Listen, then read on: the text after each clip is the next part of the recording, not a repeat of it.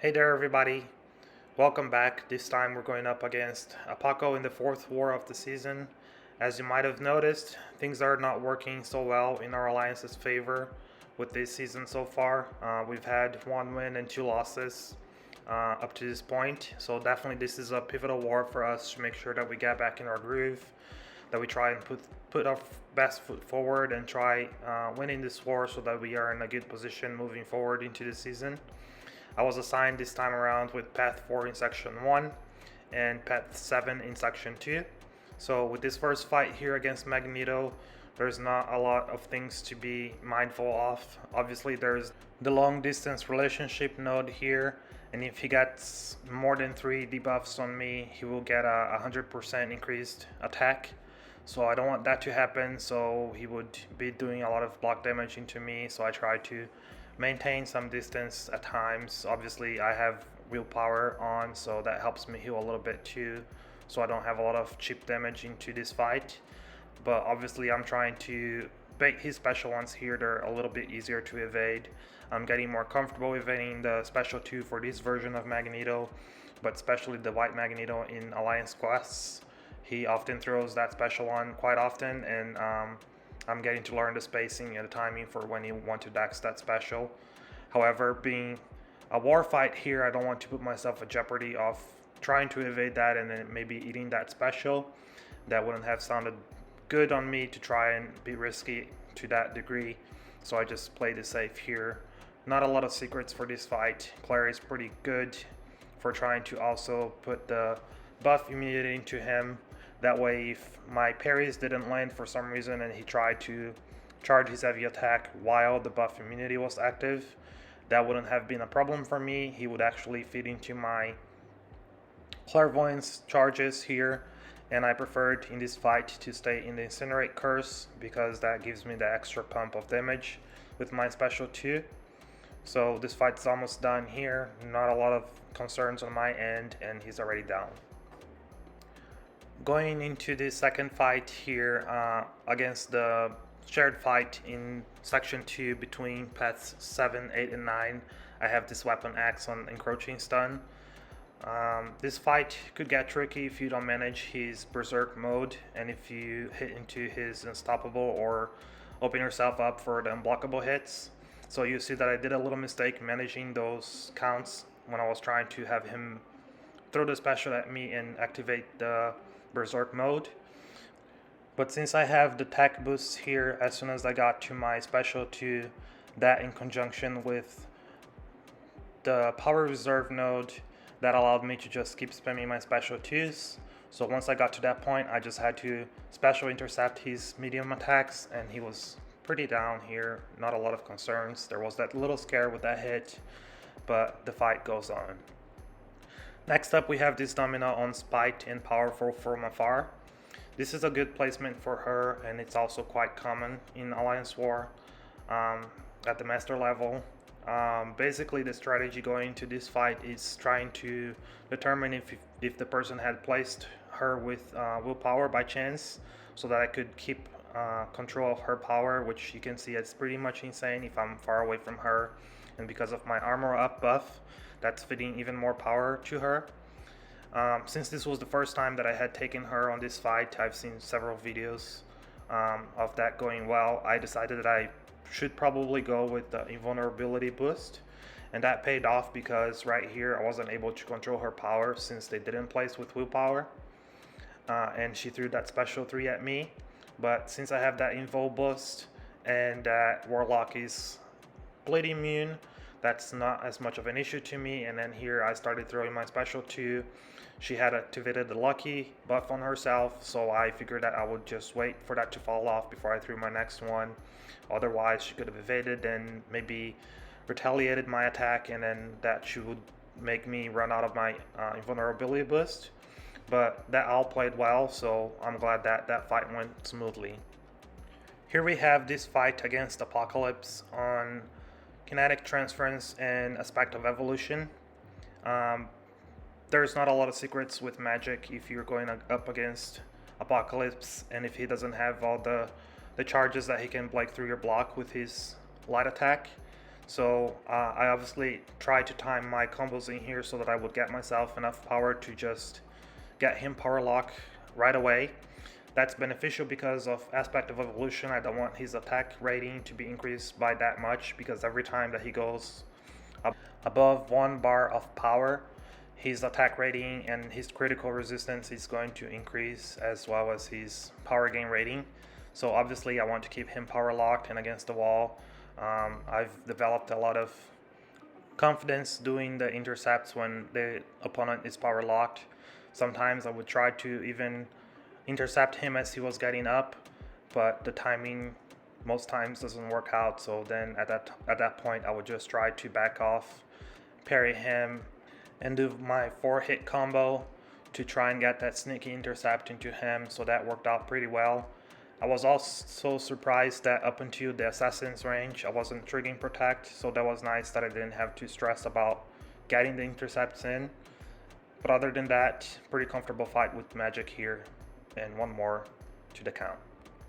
Now with this Modok fight here, he has powerful from afar, and I believe he has the rich get richer node as well, which benefits Warlock since he has the armor up buff at all times. I decided to start with the advanced power boost in case he would not throw his specials and end up holding into the special 3, and Warlock can get to his own special 3 pretty quickly because of rich get richer. So I figured I would go with that boost. My whole strategy here is to try and parry heavy him as much as I can, so that I'm building my infections at the same time I'm applying the damage over time to try and power drain him a little bit. However, because he's gaining that powerful from afar node, it reduces the time of my infections as well. So I had to play carefully here to make sure that I wasn't being too risky. You can also see that he's throwing those special ones pretty consistently. That gives me the opening to go for 1 dash and trigger his auto block, and then I back away and try and do the parry again and try to repeat that cycle as much as I can. Other than that, if you play that safe and with patience, it's not too difficult to handle this fight. At this point in the war, we were behind Apoco and losing the war. However, there was still a lot of ground to be covered on either sides. These fights I did those pretty late at night, so I was hoping to wake up to a nice surprise, so that I could be inspired into my Miniboss fight that was coming up against Korg on the stunning reflection and stun vulnerability node. My plan into that fight against Korg would be to use Clairvoyant, and I was indecisive on which curse I would prefer her to stay on, so that I could manage my damage into him, as well as manage the stuns on when I could shut those off, and then wait out for me to have an opening and hit my combos and then build up into my special 2. I had a different idea on how this fight would go. Obviously with the stun vulnerability, if I have his reflecting stun shut down with my poison or my incinerate, that's going to add a lot of attack into Claire. So I was trying to keep an eye if that would trigger too much protection and have to basically regroup from there, and trying to not give him too many of those stacks. The other factor here is that his rock stacks would come back quite often, and then if I placed any of my debuffs on him, he could purify that at some point and make it a little more difficult for me to manage his stun. I could have played this fight by just trying to bait as many heavies or the medium attacks, but then at the same time for Korg that adds up into his ability to go passively unstoppable and unblockable. So that's not an ideal scenario. The other thing that's complicated about this node for Claire is that Polka.power makes her power gain a bit slow compared to other fights that you could probably manage that better. Since I was in the poison curse here, I obviously wasn't banking on gaining any clairvoyance charges from any of his immunities triggering. In retrospect, I believe that keeping her in the poison curse wouldn't have been ideal, because that was doing him a favor by keeping his power on check every time that I threw my special 2. It would have been much better for me to just keep on the Incinerate Curse and trying to throw my special 2s as much as possible, and then pushing him into his special 2 to try and bait and evade those. As you'll see that at some point I will push him into his special 2. He will clip me when I'm trying to evade the last hit. So that kind of put me at a stressful situation that I was down to less than half of my health. He still had about half of his health remaining. Right here he parried me when I was trying to figure out an opening to intercept him, because he had already stacked 1 protection on him and the fight was not going in my favor. So here another hopeless attempt of trying to turn the fight into my favor. At this point I figured out that maybe changing into the Incinerate Curse would give me the extra damage to try and turn around this fight, but I didn't have high hopes, knowing that he was pretty passive in his animations whenever I was trying to find an opening to intercept, and my damage was not quite there. I was getting pretty frustrated and that his specials were clipping me, and at this point I realized that I would give up a death. So I healed up here, went back into the fight, figured that with learning my lessons from the previous attempt, it would be better to just go straight into the Incinerate Curse.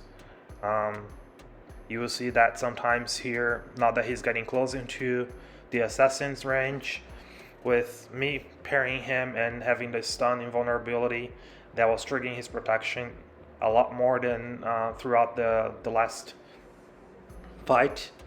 So that was also stressful in the sense that obviously with Korg you have so many tries that you can intercept and hit his block before he goes unblockable and unstoppable.